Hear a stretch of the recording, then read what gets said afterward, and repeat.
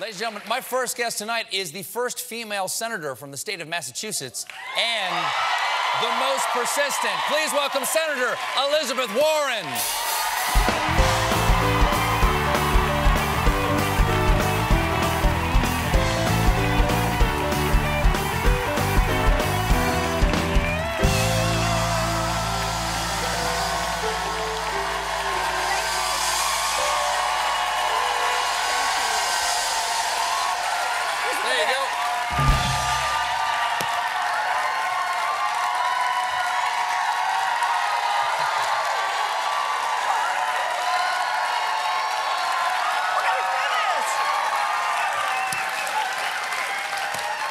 Do this all night.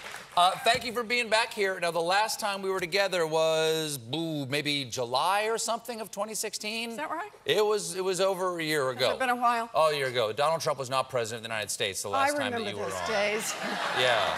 Yeah. How long has he been president now? 45 years. Yeah, that's what I thought. 45 years. Yeah. If my bone density is any indication. That's right. There were dog years, now there are Trump years. And, boy, it's going to be hard. Usually the presidency ages him. We're the ones getting older very quickly. Exactly. Now, but here's the thing. Sometimes there are times when you and the president agree. There are some rare things you guys agree on. Wow. For instance, just the other day, he tweeted this. He said, Pocahontas just stated that the Democrats, led by the legendary crooked Hillary Clinton, rigged the primaries. Let's go, FBI and Justice Department. That must have felt good. The president, you agreed on something. Because Jake Tapper did ask you in an interview, do you think that the primaries were rigged? And you said yes. So let's do both halves. The first half, Donald Trump thinks if he's going to start every one of these tweets to me with some kind of racist slur here. That is a racist slur. That he's going to shut me up. It didn't work in the past. It's not going to work in the future. Give it up, Donald. Okay. Fair enough. Not going to work. Fair enough. Not going to work. So let's get to the second half of what he's saying there. Jake Tapper asked you if you thought that the primaries had been rigged, and you said yes. Would you like to amend that statement, well, Senator? let's clarify. We have a problem at the DNC. I agree with Donna Brazile on that. And we have a new head of the DNC who has said, yeah, there's some things that are wrong. We should never have a thumb on the scales at the DNC. And now he is committed to putting new rules in place. New rules are going to come out next month to make sure that the Democratic Party is the party of the people so we can fight forward. And that is exactly what we were doing a week ago Tuesday when Democrats won all across this country. And that's why we're here. It's true. So the election 2018 midterms are less than a year away. That's right. Okay, I'm up for re-election. You're up for re-election? I'm in this fight. Ready to go. Are the people back home as enthusiastic as the people in this room? Because if so, you don't even have to campaign. I sure hope so. I sure hope so. I'm out there. Well, so what about 2020? Let's just what about 2020? Look, we got to be really careful here. I get the point about Trump years and what this feels like right now, but we've got fights in front of us right now. We can't play this game of every 4 years we're going to get focused and we're going to get active in politics. Right now, I mean, like this past week and the week coming up, we've got to fight on taxes, where the Republicans are trying to push through a tax bill that has $1.5 trillion in giveaways for giant corporations, for billionaires, and they want to pay for it by having working families' taxes increased. Everybody under $75,000. And here's the deal. Here's how I see this. This is about numbers, but it's about values. I don't believe one middle-class person in America should have her taxes raised in order to do tax giveaways to billionaires and giant corporations. That's what this is about. Not one. Trump calls it, he says he wants the middle class to get a huge tax cut for Christmas. Yeah. So why isn't it a huge tax cut for the middle class? I mean, I hear Democrats saying it's not. I hear Republicans saying it is. Where did the scale All you have fall? to do is just actually read it. It is $1.5 trillion in cuts. Don't make me read tax policy. For giant corporations. But what about the trickle-down theory? Cohen has said that this is trickle-down, that you give the money to the top of the financial pyramid. Let me just finish it before you tear it apart. You're right. That there's a bucket at the top of the financial pyramid of America, and if we just fill that bucket up to the brim, eventually it'll dribble down to the rest of America. This idea has been sold to the American people at least 3 times in my adult lifetime. Why can't he just sell it again?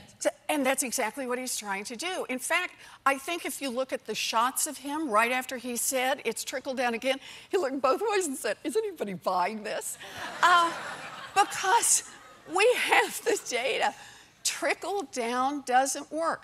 When you help the rich get richer, the rich get richer.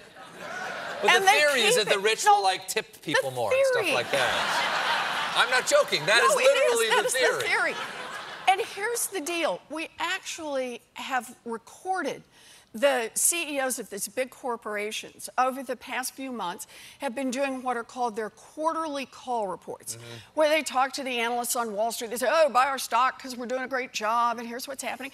And they've been asked about, so if you get a tax break, what are you going to do with it? And they say, we're going to give back a lot of it in dividends, or we're going to do big stock buybacks to pump up the price. They don't say we're going to hire more people, we're going to invest more here in America. They say we're going to maximize our returns to our wealthiest shareholders. It's out there. All we have to do is take a look and see it. And here's the deal. It's like health care. We got into this fight over health care where one political party, Republicans, said it's just fine to knock 25 million people off their health care coverage, that was just really cool with them. One political party, Democrats, said no, health care is a basic human right and we fight for basic human rights. Now the importance of this, I do that, the importance of this is that we didn't have enough votes on the Democratic side to stop the Republicans when they were ready to roll back health care. But what we did do is we got people all around the country engaged in the fight. We got Democrats around the country, but let's be blunt, Republicans around the country, independents around the country, libertarians around the country, vegetarians around the country. We had everybody, and people got out there and said, I believe healthcare is a basic human right. Got in the fight, and we saved healthcare for 25 million Americans. Democracy did this. Well, I think, if I'm not mistaken, I heard the statistic today that some polls are showing that only about 25% of respondents in polls like this tax. That's right. This tax bill. So people and that 52% of Americans strongly oppose. That's right. Which is really extraordinary for people to be paying that much attention to the substance as opposed to the messaging of a tax bill. But do you agree that something has to be done about our taxes? Because our taxes are too complicated. People do want to be able to do their taxes on a postcard. Look, that is what the Republicans promise. What could you do with them to achieve that end? So if the Republicans had started out and said, let's do what we can to make taxes fairer for middle-class families, man, I am all in. I will jump in, both feet, ready to go. I will bring the donuts. We can have that meeting. And I'll bring Duncan. It'll work, right? But here's the deal. That's not where this tax proposal started. This tax proposal started with the donors to the Republican Party. And they've been really blunt about this. They have to get the tax cut or you guys are out. For return on investment. And what these donors to the Republican Party are saying, either you produce a tax cut right now, this time, or come 2018 elections, you're not going to get the same kind of donations that we've given you in the past.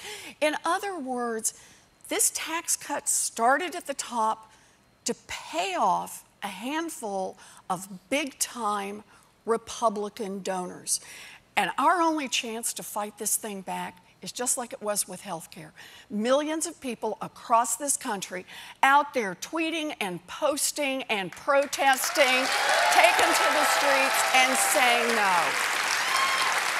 That's what it's going to take. We got to take a little break, but we'll be right back with more Elizabeth Warren. Stick around, everybody.